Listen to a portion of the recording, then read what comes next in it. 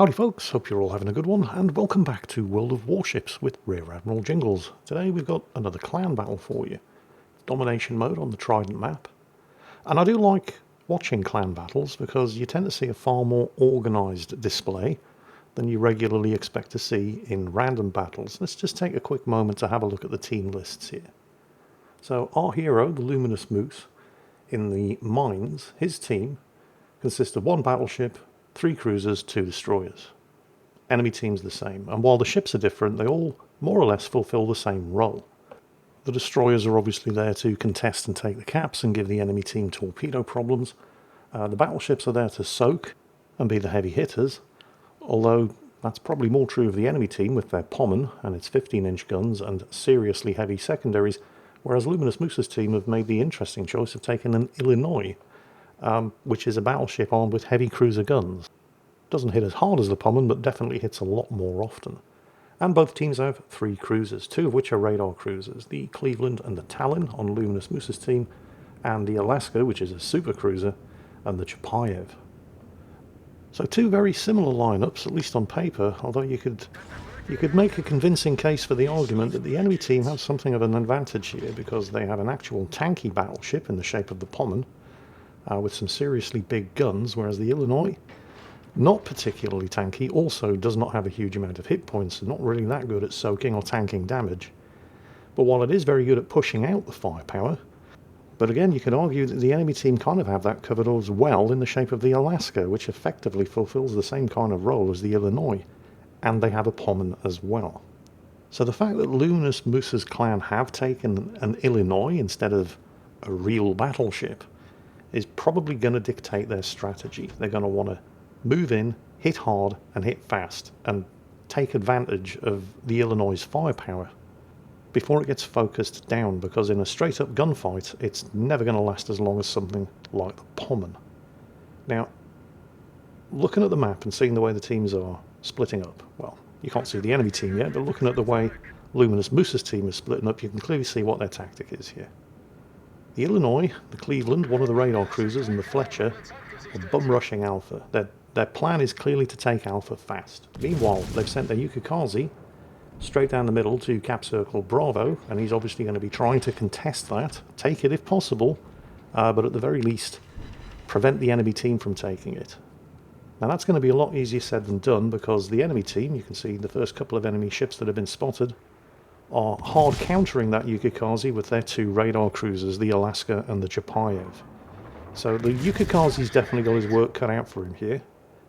They're going to want to at least try to scare that enemy destroyer away, and then bait out the enemy radar to give the Yukikaze a small chance of being able to take that central cap at Bravo. Meanwhile, over here at Charlie, which is being flipped by 1 enemy destroyer, we have Luminous Moose in the mines, which doesn't have radar, but does a very strong hydro and a lot of firepower, backed up by the Talon, which does have radar and also has a lot of firepower, and has detected the enemy Akazuki, who has managed to flip the cap. However, the combination of these 2 cruisers is a very, very scary proposition, even for a destroyer as strong as the Akazuki, because he's not going to be able to hang around in that cap circle with these 2 coming.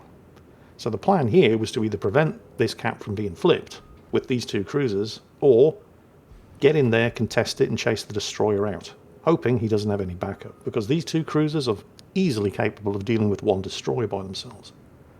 Now the Akazuki was smart. Figuring out that he was probably going to get detected, he hid behind the island. That was his first good decision. His second and last good decision was to wait out the Talon's radar before making his move. Unfortunately, that meant that he is now inside hydro range of the mines, which of course is why Luminous Moose pushed up as quickly and aggressively as this. The smokescreen is now 100% useless. The radar's expired, but he's inside hydro range. The mines has 6-kilometer range on its hydro, and the Akazuki probably had high hopes that at least one of those torpedoes was going to do something. Unfortunately, not so much. There's no way he's now surviving this, and he is now in fact going to be the enemy team's first casualty and Luminous Moose's first kill. So the Akazuki managed to take the cap at Charlie, but there was no way he was ever going to hold on to it.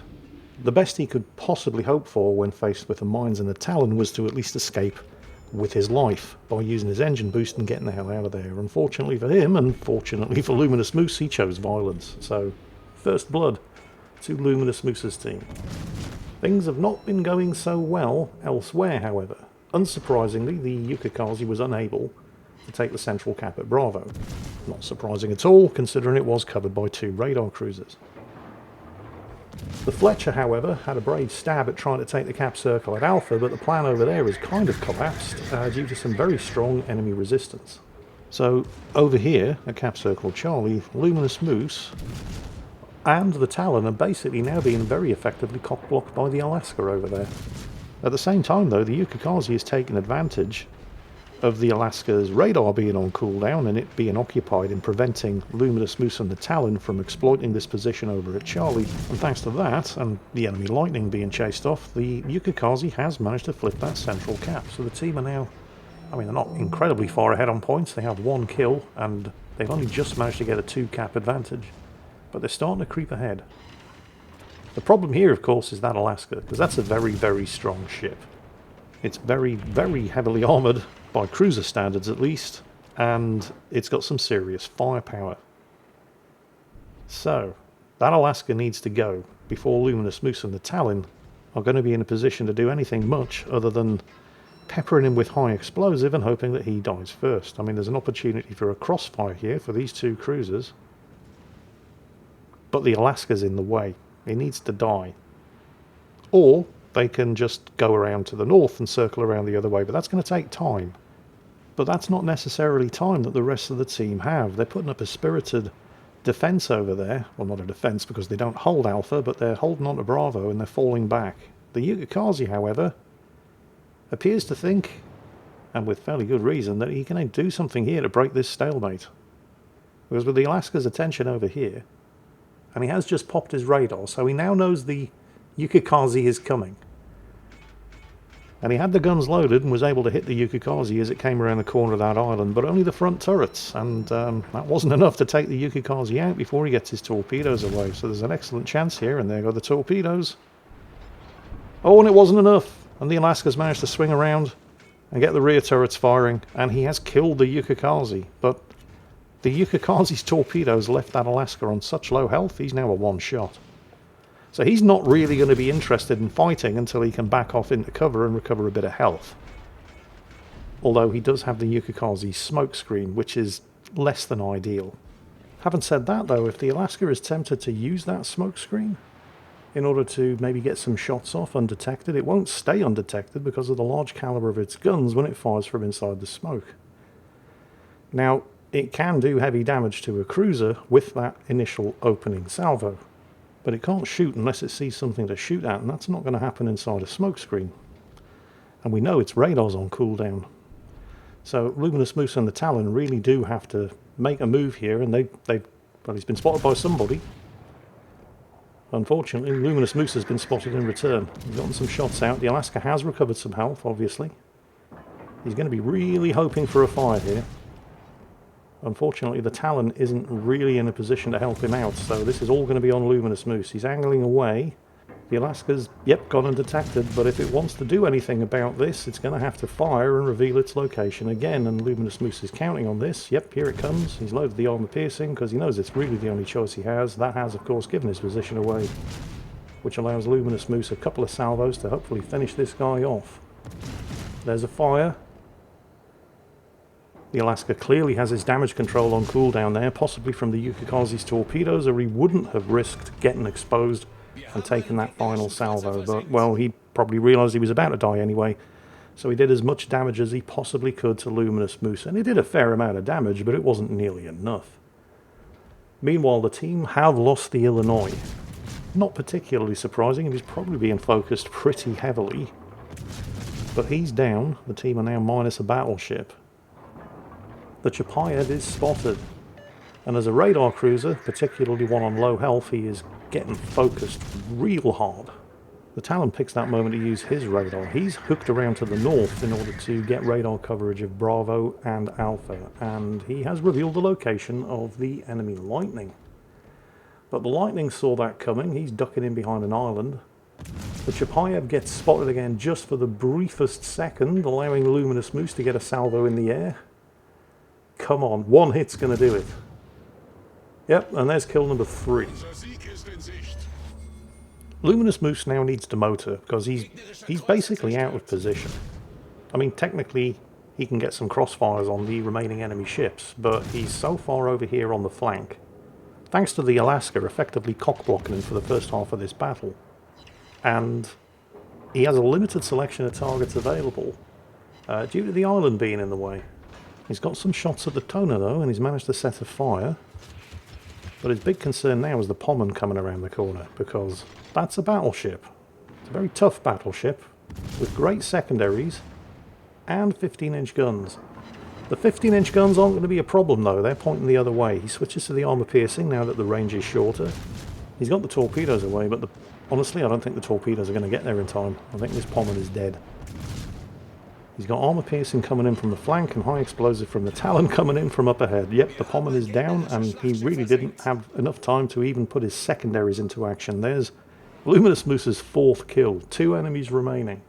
Enemy team are trying to focus down the Cleveland, which is the smart move. It is on the lowest health, and I mean, it's always good to take out a radar cruiser, but at this stage of the battle, even though there is 1 enemy destroyer left, I don't really think radar is going to be the deciding factor. Luminous Moose is spotted. That will be the Lightning. Somebody was contesting and has in fact flipped the cap circle at Bravo. And if he's seen, that must mean that the Lightning just ducked out of its smoke screen. Unfortunately, the Lightning has made a serious error of judgment because Luminous Moose's Hydro is still up. And the Lightning is now closer than 6 kilometers.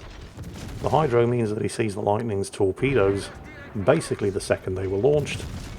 And yeah, the Lightning is now enjoying the same treatment that was handed out to the Akazuki earlier. He can't get out of here. He was backed up against a wall with the island. Hydro pinned him, revealed his torpedoes. He's dead. That just leaves the toner. Switches to the armor piercing. Beautiful broadside shot against the enemy cruiser. Yep, that's kill number 6. Well, that's the entire enemy team, isn't it? Yeah, it's clan battle. There were only 6 enemy ships to begin with. Holy shit. Stop showing off, Luminous Moose. Give the rest of your team a chance. Not a lot of point in showing the post-battle results screen here. It's clan battle. The winning team earned 2,500 XP each, and the losing team only earned 250. But while I have made a big song and dance about Luminous Moose's performance here, and it was very good, this was very much a solid team effort from his entire clan, and a very well-deserved win. And I hope you all enjoyed watching it, because that's it for today. As always, take care, and I'll catch you next time.